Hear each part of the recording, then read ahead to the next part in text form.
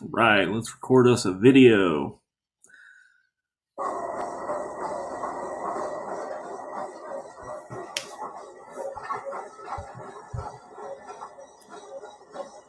One, two,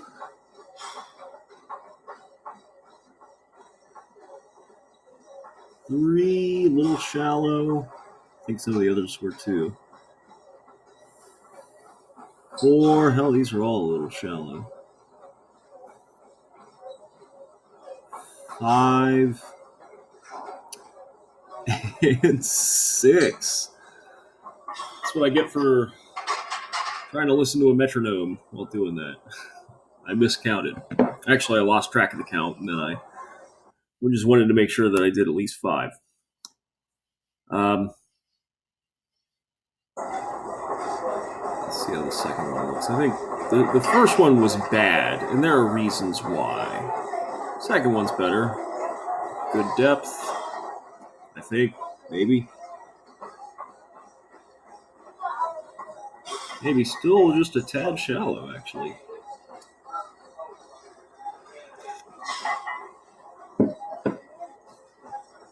So apparently I need bigger shorts or something. Pull them up higher.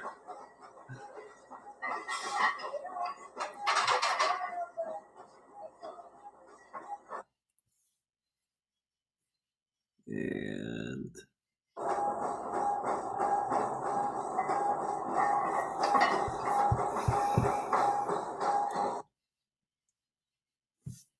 hello.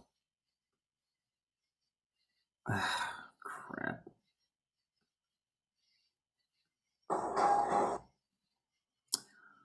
Well. Oh, now it goes.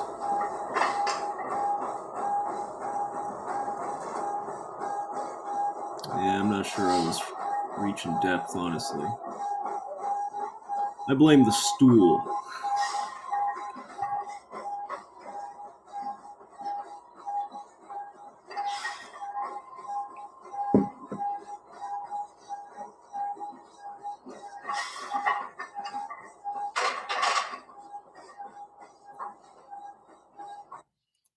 Okay. Then I have a little message here. Tubo squats are annoying. Tempo squats are fine. And I'm using a metronome running 6/4 time at 60 beats per minute, by the way. So don't tell me I'm going too fast. Sean told me that last week, and I'm like, what? How's that possible? But Tubo tempo squats are more trouble than they're worth at this time.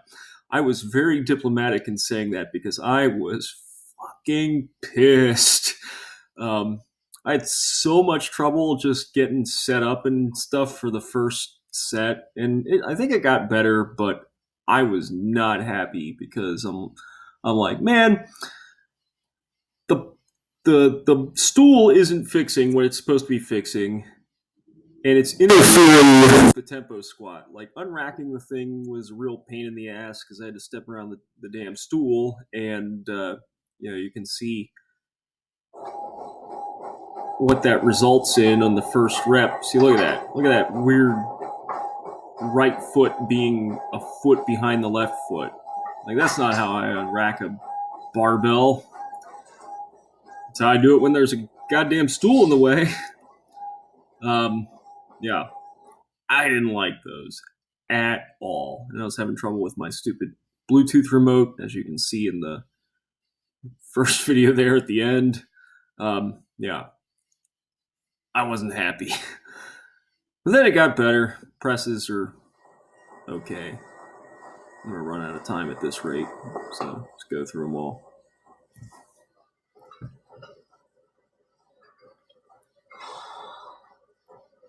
So it's not so bad on this first set, but I think I was tending to float the bar a little too far out in front. Like, you can kind of see it on the way down. I bring it, like, just when it reaches back down to the starting position, I kind of bring it back half an inch. And that is a problem I have that I'm working to fix, because the heavier the weight gets, the worse that becomes, and that makes each rep harder than it needs to be.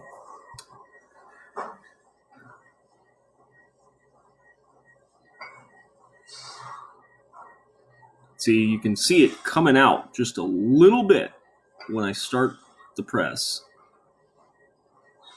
At least on that first rep. It's not quite as bad later on. Probably because I knew I was doing it, so I was trying to correct for it. Unless it started at the top of the page when you go at a full screen.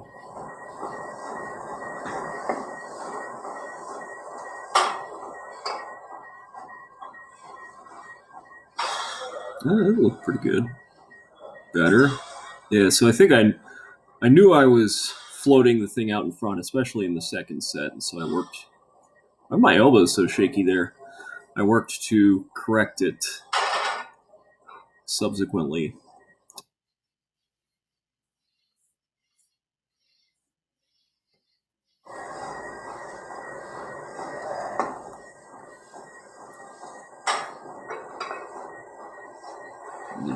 Yeah, even that one kind of floated out a little bit.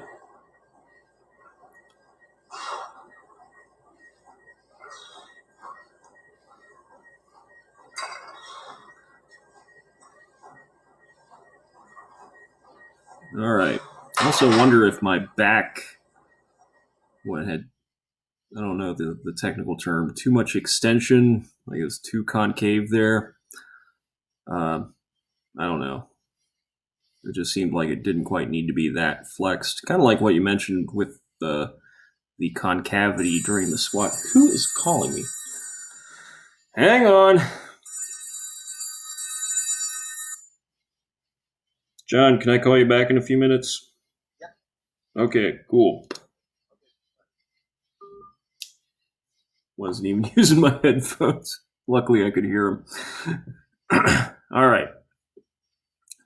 And then the chin-ups, nothing too special about these. Other than that, the least amount of assistance this machine can do is 50 pounds. And so in order to get 40 pounds, I had to add 10 pounds to myself, which that was my own fix. I was telling Sean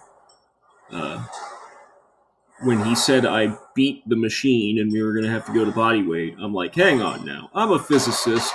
I know how pulleys and weights work, and that if I add 10 pounds to myself, that has a very similar effect to reducing the assistance by 10 pounds. It's not identical because you're actually increasing the total mass of the system, which is going to decrease its acceleration, but that's not really the issue here. We're not really doing accelerated motion.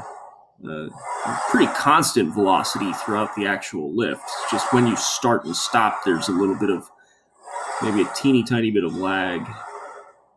And even then, that's not actually on the machine. That's lag on me. And actually, it gives the machine more opportunity to keep up, and it makes it all harder. So, yeah. Nothing really to talk about there, other than I left my glasses on.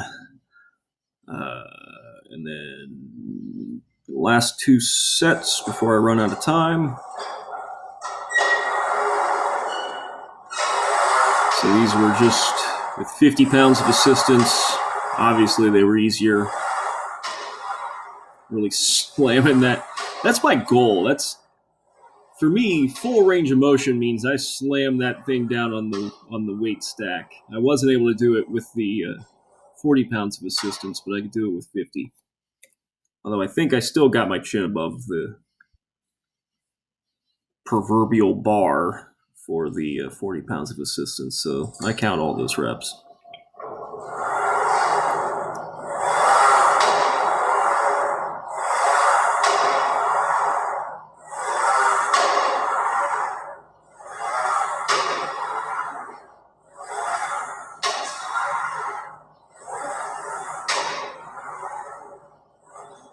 Nice and easy. So all in all, today was a pretty easy day, except the goddamn tempo tubo squats. Tempo squats are fine. Tubo squats, as I said here, are already annoying. Tempo tubo squats are a real pain in the ass, and I don't want to deal with it unless I absolutely have to. Maybe, of course, as I do it more, it'll get easier, but I'm getting all sorts of crap going on. So, and I'm out of time, so